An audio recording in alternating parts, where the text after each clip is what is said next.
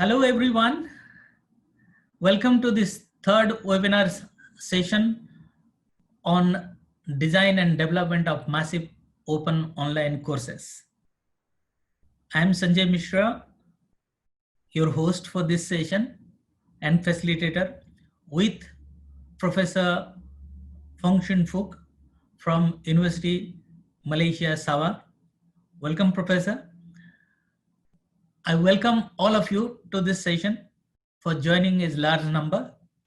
I understand that it's a local holiday and you are working, but technically we are all in lockdown mode, partly working from home, most of us, but this is also a great time to use the time available with us and learn new things. And I am very excited about the kind of work that we are doing. 30 seconds to Professor Fong to give an introductory things, what you want to say concerning today, the kind of response he is getting from University Malaysia Sabah faculty members and so on. Thank you, Dr. Sanjaya. Greetings everybody from around the world, and to Malaysians, happy Labor Day. Making an effort to be present today is much appreciated, and it shows our commitment. To some of us who might be coming in for the first time, Dr. Sanjaya Mishra is the education specialist of e-learning at the Commonwealth of Learning Canada. So right now itself is actually broadcasting live from Vancouver, Canada. He's in the evening, 5:30, Malaysia's yesterday, this 30th April. Okay, so once again, Dr. Sanjaya, in UMS, we are very grateful and appreciative of the webinar series. And all in all, the objective is actually to help all of us to design, to develop, and to produce high quality, massive open online courses, which is very timely and so much needed for this time of social distancing and the MCO and those are COVID-19 affair. So thank you, Dr. Sanjaya. We look forward to your sharing today.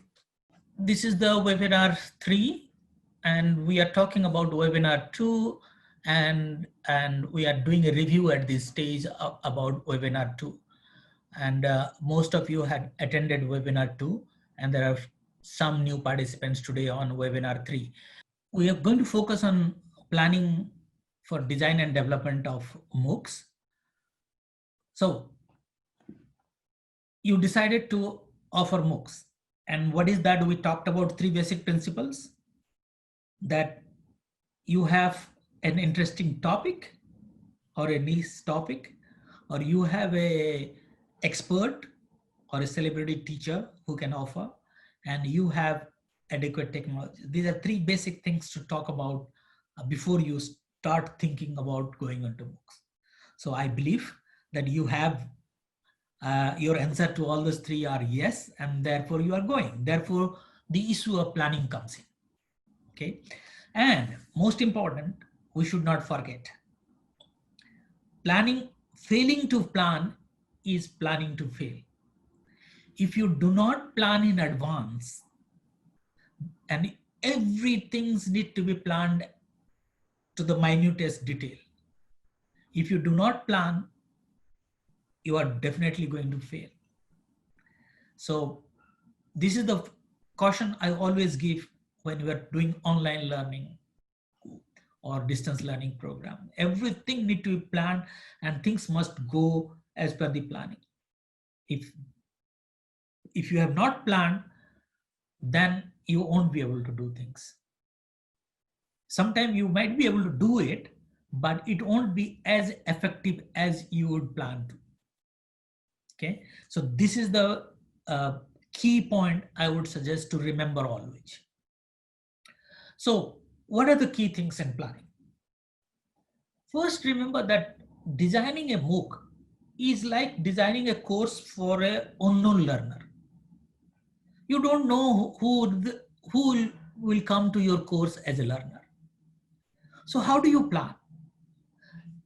when you are doing a degree course from your institution, you know the specific learner profile, that this is the kind of learners who are going to come to my pro courses and program.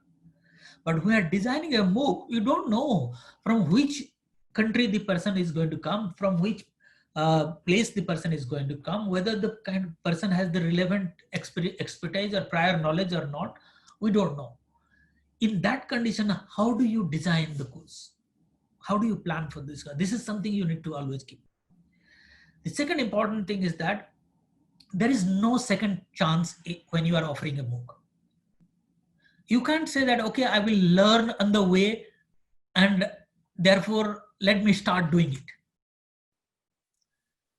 You have to do it first time right. It has to be zero defect from the very beginning. It has to be absolutely correct from the very beginning, from the first go. If everything is not planned well, it won't happen. You might learn good lessons, but when you start offering the second time the same course, you may not get good response from people, because by the time your first delivery, the word of mouth would have spread so much that you may not get good number of participants for your second offering. So you have to do it right first time. When you are offering a MOOC, you know, in a classroom scenario, you can offer, you teach alone. But when you are offering a MOOC, you are not alone. You can't deliver a massive open online course alone. You need a big team. You need a group of people who divide responsibilities for doing different things. And particularly if you have large number of students registered, in order to provide feedback to learners, you need to have a team. Next, don't rush to offer programs. Or most of the time they say, oh, we will launch this course quickly, immediately, because we have the studio, we have the camera, we have the expert. We will switch on the camera and we will run the course like we are doing right now. A MOOC will not work in that way. You need to give a lead time to design and develop the course.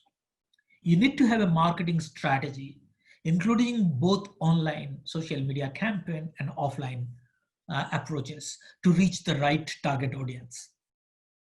You need to budget for different components of the work. If you don't spend resources, you won't get good quality programs and courses.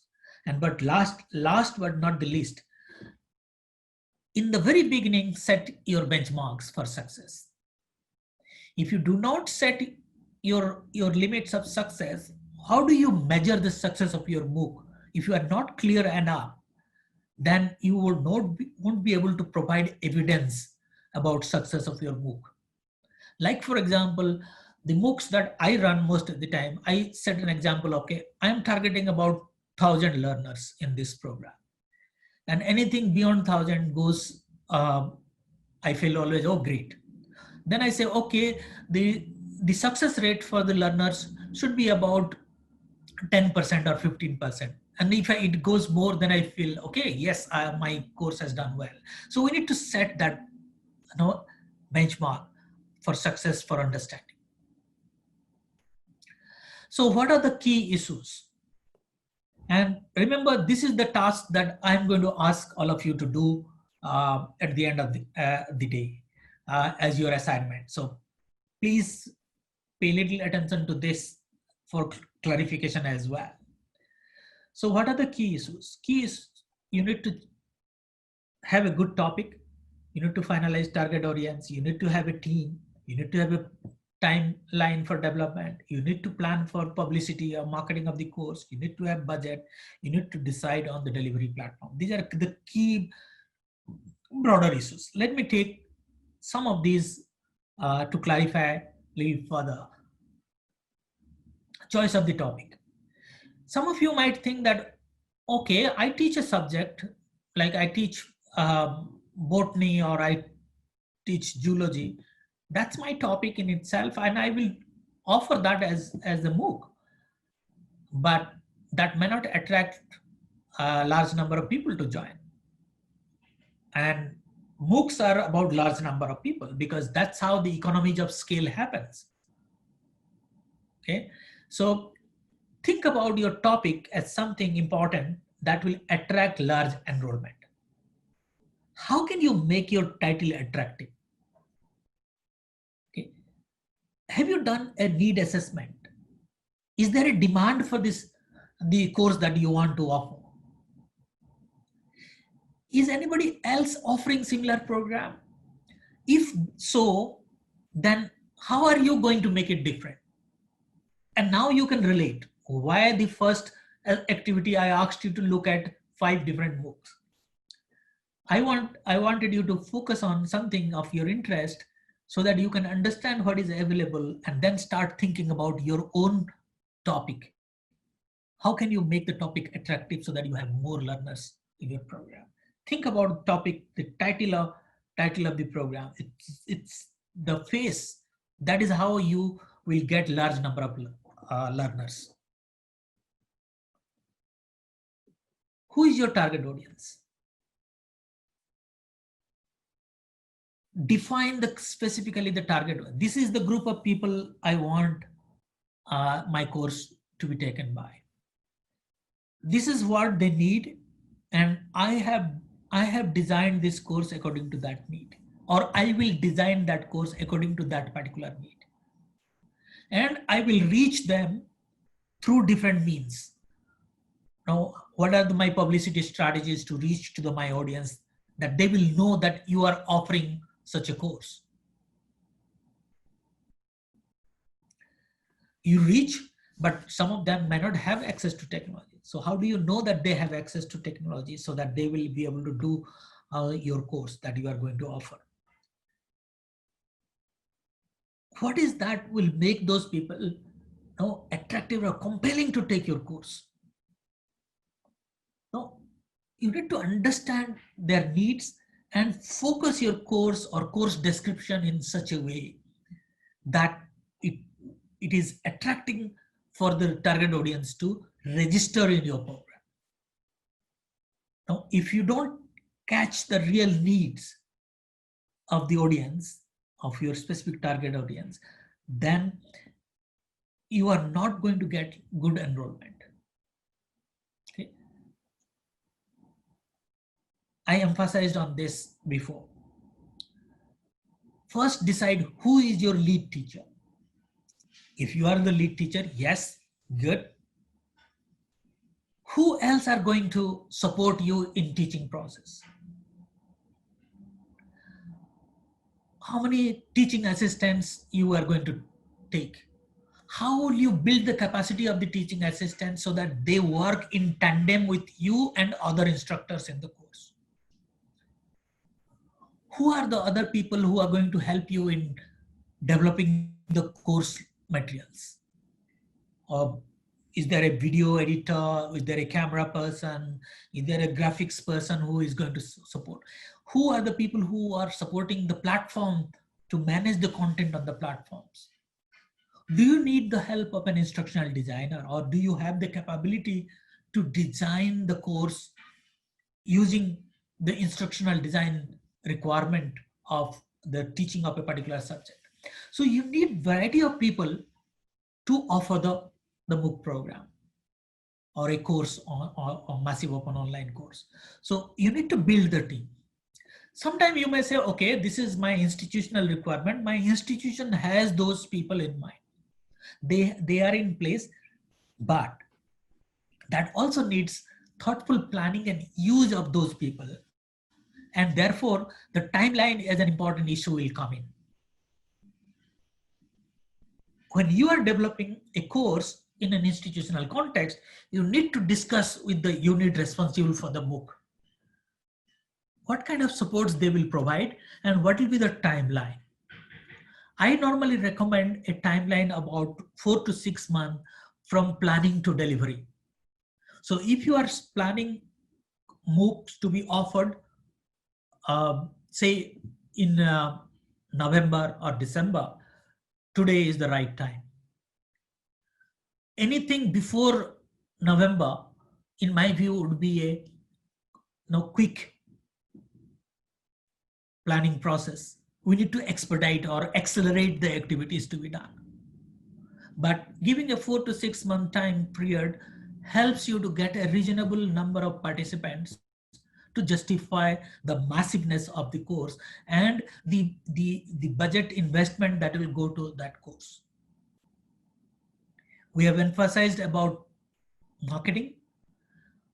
We have emphasized about the technology choice, and particularly you might say that technology will be probably the one that my university will adopt. But definitely that technology has certain requirements. So you need to understand about the requirements of the technology that your university or your institution will use. And overall, you need to plan a tentative budget for your course. Now, what will be the cost of content development? What will be the cost? You might say, I'm employed and my university has asked me, so my teaching time has no cost. Not like that. But your teaching time, your time of video production also has a cost attached to it. Cost those things and find out the overall cost for your MOOC. A tentative cost, at least in the beginning and the planning stage. So that, and then you have an understanding about what is your expectation, minimum expectation about the number of students that will come. So we will know that cost per learner, what will be the kind of investment that you are planning. And that will give an understanding if you want a cost recovery model for your MOOC. You want to charge a fees for your MOOC. Okay, then you can plan about those things in advance. So you need to think about some of these issues as planning exercise for the MOOC. Thank you very much, colleagues. I request you to spend your 1 or 2 hours and send me your activity report for activity 2, and I look forward to your submission and the next webinar. Thank you very much. Thank you, and take care. Stay safe. Stay at home. Thank you, Dr. Sanjaya. Bye-bye.